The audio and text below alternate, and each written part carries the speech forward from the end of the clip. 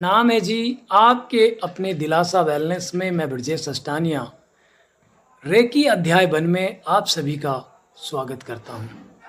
तो आज हम हैं रेकी अध्याय वन में, और रेकी अध्याय वन को हमने 5 सेशन में डिवाइड किया है।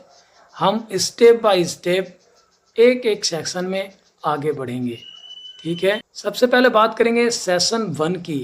मैं ब्रजेश अष्टानिया आपका एक बार फिर रेकी अध्याय वन में स्वागत करता हूं, वेलकम करता हूं। दोस्तों, मैं आपसे बात कर रहा हूं हु इज़ दिस फॉर, मतलब किसको ये रेकी सीखना चाहिए। क्या ज़रूरी है रेकी सीखना? आइए समझ लेते हैं एक बार। ये रेकी उन लोगों के लिए एक तरह का टॉपिक है, विषय है, सब्जेक्ट है, जो अपनी जर्नी एक तरह से कह सकते हैं हीलिंग प्रक्रियाओं के साथ शुरू करना चाहते हैं, या फिर अपने हाथों की ताकत से, मतलब बिना किसी बाहरी ऑब्जेक्ट के, या फिर ऐसे कह लो कि कोई भी बाहर की सामग्री या वस्तु ना हो, सिर्फ अपने हाथों की मदद से अपनी ऊर्जाओं को जगाते हुए हम अपनी या अपने रिश्तेदारों की, अपने परिवार वालों की हीलिंग कर सकें, मतलब उपचार कर सकें। तो जो लोग चाहते हैं अपना उपचार करना या अपने परिवार रिश्तेदारों का उपचार करना बिना किसी दवाई या फिर बिना किसी बाहरी ऑब्जेक्ट के, बिना किसी बाहरी वस्तु के, तो उनको ये रेकी सीखना मेरे हिसाब से ज़रूरी है। बाकी आपकी समझ है। जो चाहते हैं कि घर में दवाइयाँ या तो आए ना, अगर आ गई हैं किसी कारणवश, तो वो घर से बाहर का रास्ता देखें।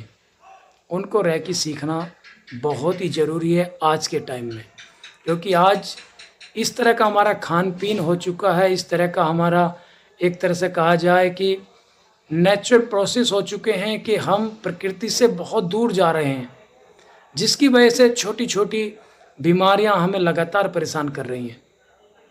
हालांकि बीमारियां हमारे लिए अभिशाप नहीं है, एक तरह से वरदान है, लेकिन हमने उनको अभिशाप मान लिया है। हम उनको लेके बहुत ज़्यादा डिस्टर्ब, परेशान हो जाते हैं और तुरंत दवाइयों का सहारा लेते हैं। दवाइयों का सहारा लेना मैं कभी बुरा नहीं बोला, गलत नहीं है, क्योंकि वो भी कहीं ना कहीं हमारे लिए ही आविष्कार की गई हैं, तो उनका सदुपयोग हमें करना ज़रूरी है, करना भी चाहिए।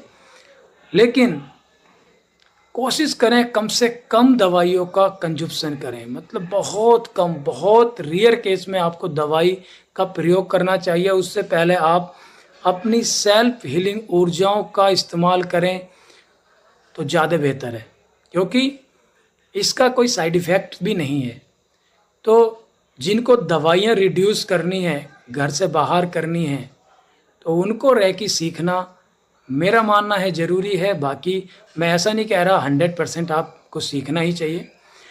अगर कोई व्यक्ति ऐसा है जो मुझे स्पिरिचुअल ग्रोथ करनी है, ऐसा समझ में आता है उसको, कोई व्यक्ति चाहता है कि मुझे स्पिरिचुअल ग्रोथ करनी है, मतलब आध्यात्मिकता में थोड़ा सा आगे बढ़ना है, स्पिरिचुअल दुनिया से थोड़ा कनेक्ट होना है, अपने सांसारिक पारिवारिक चीज़ों में व्यस्त रहते हुए, कामकाज करते हुए चाहते हैं कि आप थोड़ा सा अपनी खुद की अंदर की यात्रा करें, तो ये रेकी बहुत ज़्यादा मददगार हो सकती है, क्योंकि बहुत सहज है रेकी के माध्यम से आध्यात्मिक यात्रा को करना।